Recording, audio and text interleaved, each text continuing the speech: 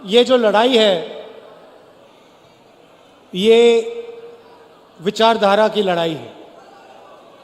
चुनाव हो रहा है मगर दो विचारधाराओं की, दो सोच की टक्कर है।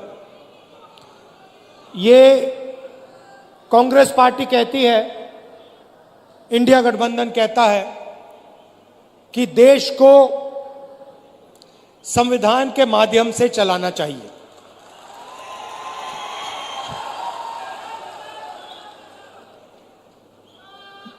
प्रधानमंत्री जी कहते हैं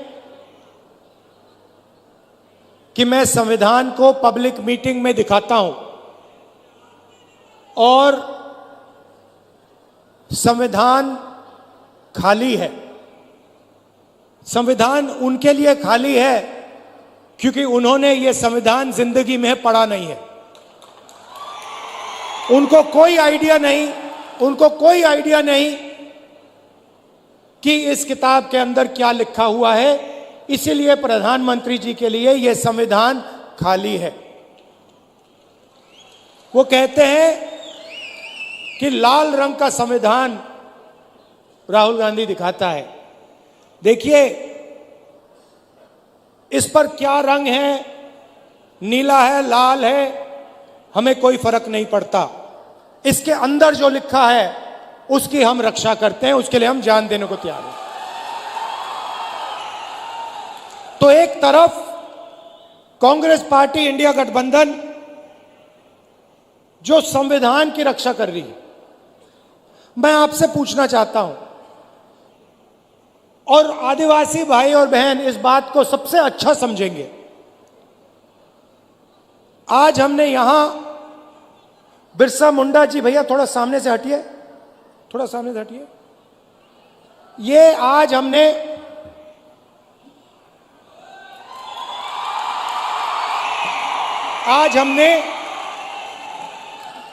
इनके सामने, बिरसा मुंडा जी के सामने हाथ जोड़े, मत्था टेका। मैं आपसे पूछना चाहता हूं, क्या बिरसा मुंडा जी की सोच इसमें नहीं है?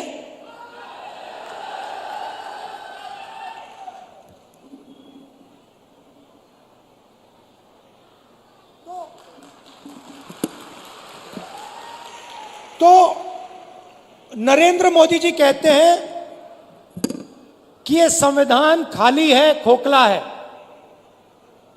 इसमें कुछ नहीं है। मैं नरेंद्र मोदी जी को समझाना चाहता हूं, और प्रधानमंत्री जी आप अच्छी तरह सुनिए क्योंकि आप देश के प्रधानमंत्री हैं। नरेंद्र मोदी जी, यह संविधान खोखला नहीं है। इस संविधान में हजारों साल की सोच, बिरसा मुंडा जी की सोच, बुद्ध भगवान की सोच, फूले जी की सोच, अंबेडकर जी की सोच, गांधी जी की सोच सब भरी हुई है। यह हिंदुस्तान, नरेंद्र मोदी जी,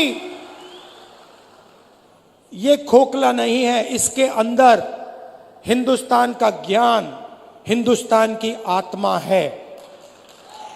और जब आप इसे खोखला कहते हो तो आप हिंदुस्तान, बिरसा मुंडा जी, महात्मा गांधी जी, अंबेडकर जी, इन सब का अपमान करते हो। लड़ाई भाइयों और बहनों इसको बचाने की है। आपको कॉन्स्टिट्यूशन में, संविधान में नाम दिया गया है। आपको संविधान में आदिवासी नाम दिया गया है। इस संविधान में आप कहीं भी पढ़ लो, इस संविधान में आपको वनवासी नहीं कहा जाता है, आपको आदिवासी कहा जाता है। मगर आरएसएस के लोग, बीजेपी के लोग, हिंदुस्तान के प्रधानमंत्री आपको वनवासी कहते हैं। इन दो शब्दों में बहुत बड़ा फर्क है। आदिवासी का मतलब जो हिंदुस्तान के पहले मालिक थे। इस संविधान में बिरसा मुंडा जी ने जो त्याग किया, जो शहीद हुए, उनके शब्द हैं। इसीलिए इस संविधान में आपको आदिवासी नाम दिया गया है। आदिवासी नाम का मतलब समझिए। आदिवासी नाम का मतलब हिंदुस्तान के पहले निवासी, हिंदुस्तान के पहले मालिक। मतलब ये जो जल है, ये जो जंगल है, ये जो जमीन है, उसका पहला अधिकार आदिवासियों का है। ये बात, इसके लिए बिरसा मुंडा जी लड़े थे कि जमीन हमारी, जल हमारा, जंगल हमारा, और जल, जमीन और जंगल का फायदा हमें नहीं मिल रहा। इसीलिए शहीद हुए। वो अंग्रेजों से लड़े। आज वही सोच लेकर नरेंद्र मोदी, आरएसएस और बीजेपी घूम रही। वो कहते हैं आप वनवासी हो। वनवासी का मतलब आप जंगल में रहते हो। वनवासी का मतलब आपको ना जल पर, ना जंगल पर, ना जमीन पर अधिकार होना चाहिए। वो आपसे अधिकार छीनते हैं। आपको कहते हैं आप वनवासी हो, और फिर पूरे देश में जंगल काटने का काम करते हैं, आपकी जमीन छीनने का काम करते हैं। पैसा कानून कौन लाया? जमीन अधिग्रहण बिल कौन लाया? न्यायगिरी में कौन लड़ा? कांग्रेस पार्टी लड़ी, इंडिया गठबंधन के लोग लड़े। जमीन अधिग्रहण बिल से आपकी जमीन की रक्षा, पैसा कानून से, ट्राइबल राइट्स एक्ट से जंगल, जल, जमीन का अधिकार आपको। यह काम हमने किए हैं। और जैसे ही बीजेपी की सरकार आती है, काम शुरू कर देते हैं। आपकी जमीन छीनते हैं, अरबपतियों को पकड़ा देते हैं, आपका जल ले जाते हैं, आपका जंगल ले जाते हैं, और आपको कहते हैं भैया आप वनवासी हो। मैं आपसे सवाल पूछना चाहता हूं, आप वनवासी हो, आस्ते आस्ते आस्ते आस्ते सब जंगल जा रहा है। 10, 15, 20 साल में हिंदुस्तान में बहुत कम जंगल बचेगा, तो फिर आप कहां के रहोगे? अगर जंगल ही नहीं रहा तो वनवासी कहां जाएंगे? आप दूसरे प्रदेशों में जाओगे, मजदूरी करोगे। वनवासी का मतलब आपके बच्चों को शिक्षा ना मिले। वनवासी का मतलब आपके बच्चे इंजीनियर, डॉक्टर, लॉयर ना बने, अपना बिजनेस ना चालू करें। वनवासी का मतलब आपके बच्चे पायलट ना बने। आदिवासी का मतलब आपके बच्चे इंजीनियर बने, डॉक्टर बने, लॉयर बने, आपके बच्चे बिजनेस चलाएं, सरकार चलाएं। यह है फर्क आदिवासी वनवासी में। अब दूसरी बात आपको बताना चाहता हूं, और इस बात को आप दिल में रखिए। हिंदुस्तान में आदिवासियों की 8% आबादी है। अगर आप 100 लोग चुनो तो 800 में से आदिवासी हैं। सही बात? तो मैंने पता लगाया, आबादी 8%। तो मैंने पता लगाया ठीक है भैया, अगर 8% आबादी है तो भागीदारी कितनी होनी चाहिए? अगर 8% आबादी तो कितनी भागीदारी? 8% होनी चाहिए। सही है गलत? सही है ना? बराबर है ना? अगर 100 में से 8 आप हो तो फिर भागीदारी भी होनी चाहिए 8 की। तो मैंने पता लगाया, मैंने कहा देखो भाई पता लगाते हैं, हिंदुस्तान की सरकार में आदिवासियों की कितनी भागीदारी है। 90 अफसर हिंदुस्तान की सरकार को चलाते हैं, 90 अफसर हिंदुस्तान की सरकार को चलाते हैं। जो आप जीएसटी का पैसा देते हो, रोज देते हो, वो पैसा दिल्ली की सरकार को जाता है, उसको 90 अफसर बांटते हैं। मैं आपसे पूछना चाहता हूं, अगर दिल्ली की सरकार 100 रुपए खर्च करती है तो उसमें से आदिवासी अफसर कितने रुपए का निर्णय लेते हैं? बताइए बताइए बताइए। शांत हो गए आप? यह आपको मालूम होना चाहिए, यह सच्चाई आपको मालूम होनी चाहिए। भाइयों बहनों, अगर हिंदुस्तान की सरकार 100 रुपए खर्च करती है तो आदिवासी अफसर 10 पैसे का निर्णय लेते हैं। मतलब आपकी भागीदारी 100 में से 8%, आपकी आबादी 100 में से 8, आपकी भागीदारी 100 रुपए में से 10 पैसे। 90 में से सिर्फ एक अफसर आदिवासी है और उस अफसर को पीछे कोने में बैठा रखा है, उसको काम नहीं देते। बड़ी मिनिस्ट्री उसके हाथ में नहीं है, उसको कहते हैं आप आदिवासी हो, आप पीछे बैठो, आप वनवासी हो, आप पीछे बैठो। यह बदलना है। बदलने का तरीका जाति जनगणना, कि सबको पता लग जाए कि सचमुच में आदिवासियों की कितनी भागीदारी है। मैं आपसे पूछना चाहता हूं, आप मीडिया देखते हो ना? देखते हो मीडिया? ये बड़े बड़े टीवी वाले एंकर हैं, इसमें से मुझे एक आदिवासी का नाम बता दो, एक आदिवासी का नाम बता दो, एक दलित का नाम बता दो, एक पिछड़े वर्ग का नाम बता दो। नहीं मिलेगा। हिंदुस्तान की सबसे बड़ी कंपनियों में, अदानी की कंपनी में, अंबानी की कंपनी में, मुझे एक आदिवासी नाम बता दो। नहीं मिलेगा। मजदूरों की लिस्ट निकालो, मनरेगा की लिस्ट निकालो, आदिवासी उसमें भरे हुए हैं। ये इमारतें आप बनाते हो,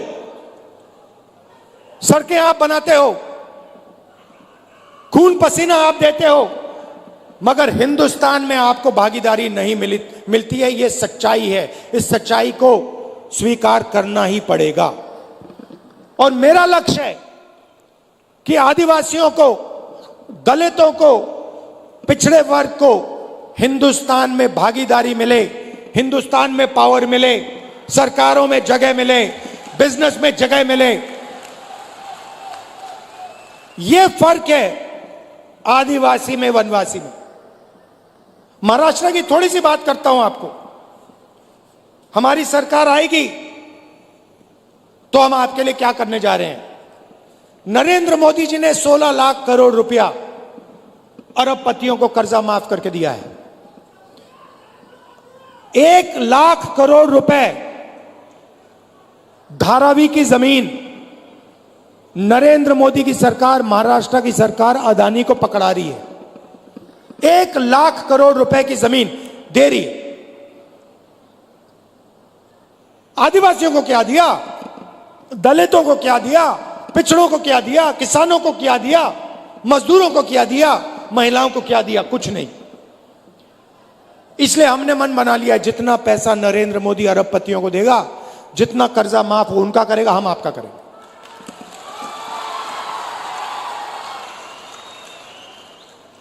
तो सबसे पहला काम, महालक्ष्मी योजना, अच्छी तरह सुनिए। ये आदिवासी बहनें जो आई हैं, आपके बैंक अकाउंट में हर महीने 1 तारीख को खटाखट खटाखट खटाखट 3,000 रुपए अंदर आप जगेंगी, बैंक अकाउंट में देखेंगी और महाराष्ट्र की सरकार, कांग्रेस पार्टी की सरकार, इंडिया गठबंधन की सरकार ने सुबह ही आपके बैंक अकाउंट में 3,000 रुपए डाल दिए होंगे। उसके बाद आप कहेंगे चलो मार्केट जाती हैं, चलो मार्केट चलें। आप जब बस में मार्केट जाएंगी आपको पता लगेगा कि कांग्रेस पार्टी की सरकार ने महिलाओं के लिए बस का टिकट फ्री में कर दिया है। आप बैठेंगी, कोई आपसे पैसा नहीं मांगेगा, आप बिना पैसे दिए बैंक जाएंगी, 3,000 रुपए बैंक अकाउंट से निकालेंगी और वापस आ जाएंगी। और जब भी आपको बस की जरूरत पड़ेगी, महाराष्ट्र में आपको कहीं भी जाना हो, महाराष्ट्र की महिलाओं से 1 रुपया नहीं लिया जाएगा। अब किसान कहेंगे राहुल जी आपने महिलाओं को 3,000 रुपए दे दिए, इंडिया गठबंधन की सरकार ने महिलाओं को 3,000 रुपए दे दिए, हर महीने जनवरी फरवरी मार्च महिलाओं के बैंक अकाउंट में आ जाता है, फ्री में बस में घूमती हैं, हमारा क्या होगा? सब किसान कहेंगे। मैं उनको कहना चाहता हूं 3 लाख रुपए तक का कर्जा आपका माफ होगा। और जब आप धान, सोयाबीन, कपास बेचोगे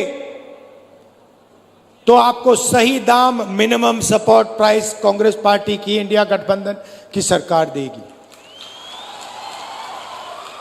जाति जनगणना की मैंने बात कर दी। हम महाराष्ट्र में जाति जनगणना कराएंगे और पता लगाएंगे कि आदिवासियों की कितनी भागीदारी है संस्थाओं में, सरकार में, ब्यूरोक्रेसी में। आदिवासी, दलित, पिछड़े वर्ग के कितने लोग हैं। पार्लियामेंट में मैंने कह दिया है, लोकसभा में नरेंद्र मोदी के सामने, कांग्रेस पार्टी की सरकार जाति जनगणना करेगी और ये जो 50% का आपने रिजर्वेशन पे दीवार लगा रखी है उसको हम तोड़ के उड़ा के फेंक देंगे। रिजर्वेशन को हम 50% से आगे ले जाएंगे। लोकसभा में मैंने बोला है, ये वायदा मैं आपसे कर रहा हूं, जाति जनगणना और 50% की दीवार कांग्रेस पार्टी की सरकार दिल्ली में तोड़ेगी, महाराष्ट्र की सरकार यहां तोड़ेगी। जाति जनगणना हम करके दिखाएंगे। सबसे ज्यादा कष्ट गरीबों को इलाज से होता है। गरीब किसान को दिल का ऑपरेशन करना हो, पेट का ऑपरेशन करना हो, किसी को कैंसर हो जाता है, कैंसर का इलाज करना होता है, तो गरीब किसान कर्ज में डूब जाता है, आत्महत्या कर लेता है। इसलिए आपकी नई सरकार, इंडिया गठबंधन की सरकार, महाराष्ट्र में सबको 25 लाख रुपए तक का बीमा देने जा रही है।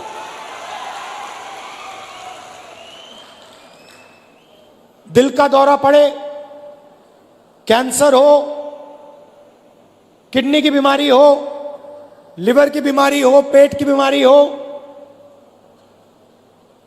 आप अस्पताल जाओगे, 25 लाख रुपए तक का इलाज आप मुफ्त में करवाओगे। और युवाओं को, बेरोजगार युवाओं को 4,000 रुपए प्रति महीना जब तक वो रोजगार पा लेंगे। और 2.5 लाख सरकारी रोजगार जो नरेंद्र मोदी और बीजेपी की सरकार, महाराष्ट्र की सरकार नहीं दे रही है, वो हम आदिवासियों के, दलितों के, पिछड़ों के, गरीब जनरल कास्ट के लोगों के हवाले कर देंगे।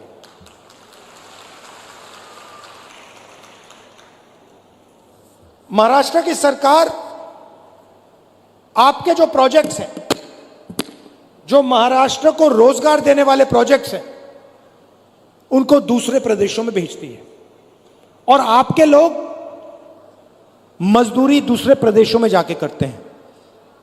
उदाहरण देता हूं, वेदांता और फॉक्सकॉन का सेमीकंडक्टर प्लांट, जिससे महाराष्ट्र के युवाओं को 10,000 रोजगार मिलते, 1.5 लाख करोड़ रुपए का प्लांट है, यह उन्होंने महाराष्ट्र से छीनकर गुजरात भेज दिया। टाटा एयरबस का मैन्युफैक्चरिंग यूनिट, 10,000 रोजगार, 1.8 लाख करोड़ का प्रोजेक्ट है, यह महाराष्ट्र की सरकार ने गुजरात भेज दिया। आईफोन बनाने का प्लांट, 2 लाख करोड़ रुपए का प्लांट,